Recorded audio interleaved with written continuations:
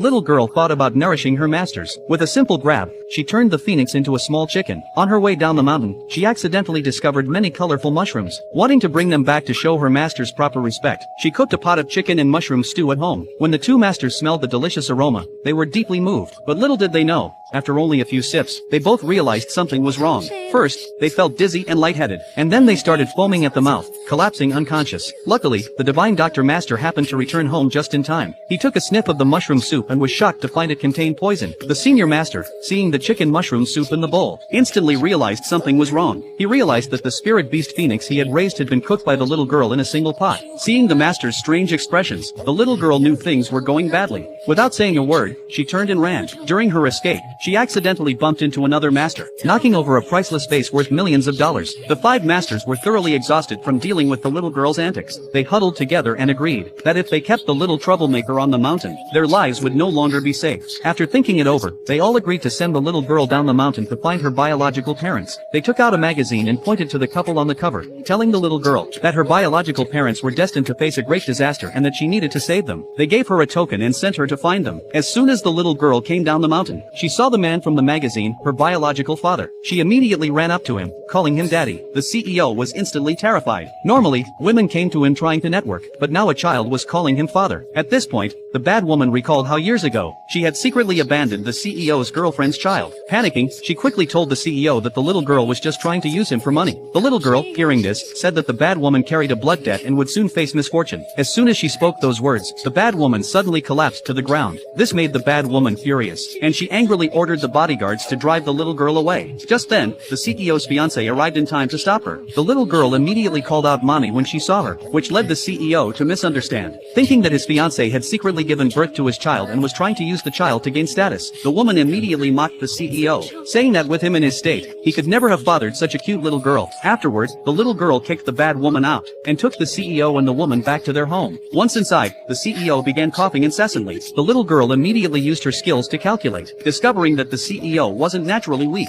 She guessed that he had been in a car accident and had been injured a few years ago. Looking around, the little girl noticed a statue on the cabinet. She claimed that the statue was placed incorrectly, which had allowed evil energy to enter, causing the CEO's long-term illness. She then used magic to take the statue. The CEO became extremely nervous, as the statue was an antique passed down by his grandfather, worth several $100 million, and he was worried the little girl might break it. But to his horror, the next moment, the little girl dropped the statue, and inside it fell a talisman. This talisman was the one that had been harming the CEO. The little girl deduced that if the talisman was hidden in plain sight, it must have been placed there by someone in the household. The master shot out a leaf, intending to assassinate the girl, but the girl easily sensed it. She then picked up a wooden stick and counterattacked, forcing the master to retreat repeatedly. The master immediately realized this girl couldn't be left alive, so he used all his strength to launch his deadly move, but it was blocked by the girl. Even the Lingshan stone, bestowed by the Buddha, was shattered by a single strike. At this moment, the master realized how powerful the girl was. He couldn't kill her, so he cast a binding spell on her head, and lied, telling her that it was a treasure to enhance her cultivation. He then urged her to hurry down the mountain and go home. However, as soon as the girl left, the master clutched his chest and spat out a mouthful of blood. He couldn't help but sigh at how terrifying the girl was. Meanwhile, the girl had just returned home, and saw her beloved mother kneeling in front of the clan leader. She immediately stood in front of her mother, trying to protect her from these bad people. Her grandmother, however, pointed at the girl's forehead, and cursed her as a wild child without a father. If it weren't for her mother becoming pregnant out of wedlock and giving birth to her, the family's reputation wouldn't have been damaged, and their fortunes wouldn't have fallen. She then demanded that her mother marry the bodyguard, Sun, to maintain their position. But Sun was a man who was always flirting around with women. The woman refused to marry him at all costs. At this point, the clan leader spoke.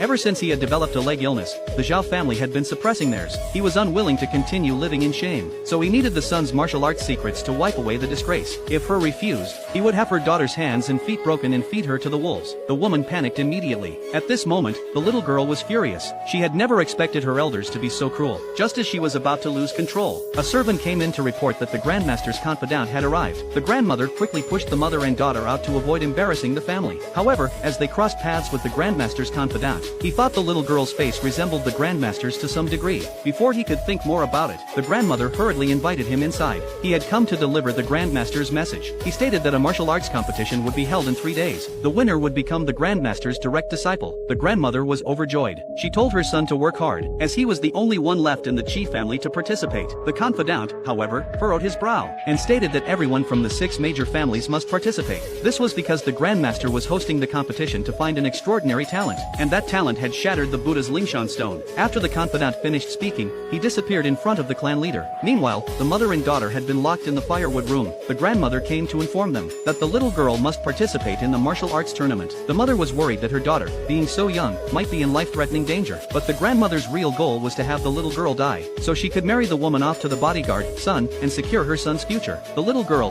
determined not to let her mother be bullied, swore that she would participate in the martial arts tournament, and promised to win the championship, so her mother could live a better life. On the day of the tournament, the master arrived early and stood on the second floor. He thought that even though the little girl's power was suppressed, she should have no problem handling the ordinary skills of the 6 major families. At that moment, the Zhao family leader saw the mother and daughter. He directly mocked the grandmother for still letting the woman compete despite her being an old cripple. The grandmother immediately felt that the mother and daughter had completely embarrassed her. Just then, the grandmaster's confidant arrived at the scene. He announced that all contestants had to pass the spiritual stone test before entering the tournament. When the little girl placed her hand on the spiritual stone, she found that the stone remained dull and lifeless. The crowd immediately began to mock her, saying she wasn't qualified to participate. But just then, the spiritual stone suddenly began to glow.